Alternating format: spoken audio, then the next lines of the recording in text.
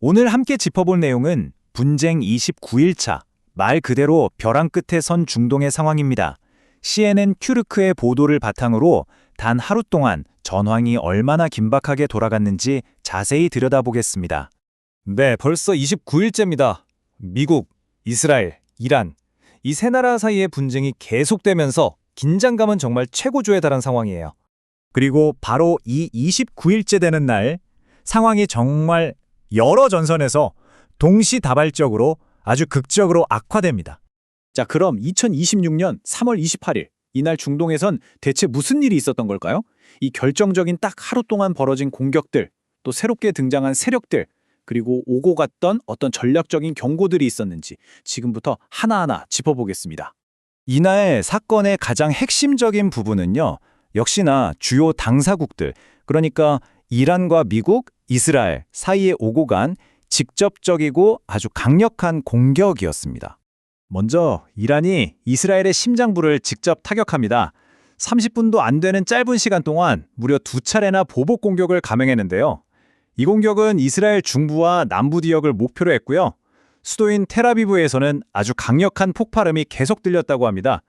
미사일 파편이 떨어진 곳만 해도 최소 10곳이 넘었다고 하니까 당시에 혼란이 어느 정도였을지 짐작이 가시죠? 정말 그 속도와 강도가 어마어마했던 겁니다. 네, 그리고 안타깝게도 이란의 공격으로 이스라엘 수도 텔아비브에서 최소 1명이 목숨을 잃었습니다. 그러자 대응도 정말 빨랐습니다. 이스라엘군이 바로 새로운 공격을 시작한다고 발표했는데요. 이번엔 미국과 함께하는 합동작전이라고 밝혔어요. 자정 넘어서 이란의 수도 테헤란 곳곳에서 굉장히 심각한 폭발이 여러 차례 보고됐고요. 심지어 아마추어 비디오를 보면 일부 주거 지역까지 피해를 입은 모습이 포착되기도 했습니다. 근데 문제는 이게 더 이상 이란과 미국, 이스라엘 이 둘만의 싸움이 아니게 됐다는 겁니다. 다른 강력한 세력들이 이 싸움에 뛰어들기 시작하면서 전선이 걷잡을 수 없이 넓어지기 시작해요. 자, 먼저 이스라엘 북쪽을 한번 볼까요? 이란의 공격이 있었던 바로 그 시점에 레바논에서도 제2의 전선이 열립니다. 바로 헤즈볼라의 등장이죠. 레바논의 헤즈볼라가 이란과 동시에 보복 공격을 시작한 겁니다. 레바논에서 이스라엘 북부 갈릴리 지역을 향해서 로켓을 발사했고 이 때문에 이스라엘 북부 전역에 사이렌이 울렸다고 해요.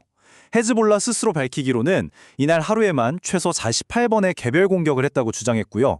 드론이나 로켓을 이용해서 이스라엘 군인, 차량, 탱크까지 가리지 않고 공격했다고 합니다. 이란과 발에 맞추면서 분쟁 지역을 확 넓혀버린 거죠. 그리고 이번엔 남쪽으로 한번 가보겠습니다.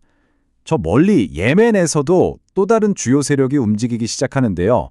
이들의 경고는 전 세계 무역에까지 영향을 미칠 수 있는 아주 심각한 것이었습니다. 바로 예멘의 후티 반군입니다. 후티는 이번 분쟁을 지역 전체를 위협하는 시오니스트의 계획이라고 규정했어요. 그러면서 이란, 팔레스타인, 레바논, 이라크에 대한 공격을 당장 멈추라고 요구했습니다. 더 나아가서 만약 어느 나라든 미국이나 이스라엘 편에 서서 전쟁에 참여하면 직접 개입하겠다고 위협했는데요.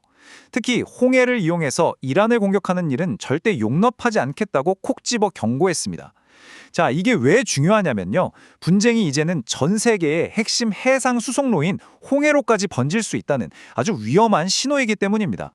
이렇게 전쟁이 계속 커지면서 그 대가도 눈덩이처럼 불어나고 있습니다. 단순히 인명 피해를 넘어서 국가의 핵심 자원과 지역 전체의 안정성이 뿌리채 흔들리고 있는 거죠. 이란 내부의 피해도 상당했습니다. 미국과 이스라엘의 공격이 이란의 이스파한 주에 집중됐는데요. 이 공격으로 1100메가와트가 넘는 전력을 생산할 수 있는 발전소 2곳이 손상을 입었고요. 이란의 중요한 산업시설인 무바라크 제철소의 생산 라인도 타격을 입었다고 합니다. 그리고 정말 안타까운 소식인데요. 이스파한 공격으로 현장에 있던 노동자 25명이 목숨을 잃었다고 합니다. 그러자 이란은 곧바로 이웃 국가들을 향해서 아주 직접적인 위협을 가하기 시작합니다.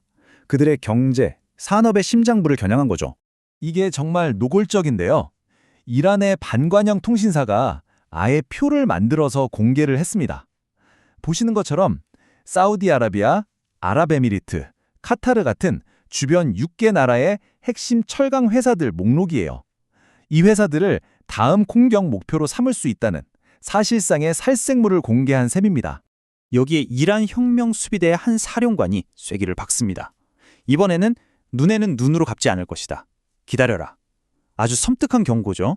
기반 시설을 공격당했으니 우리도 똑같이 갚아주는 수준이 아니라 그 이상으로 보복하겠다는 의미입니다.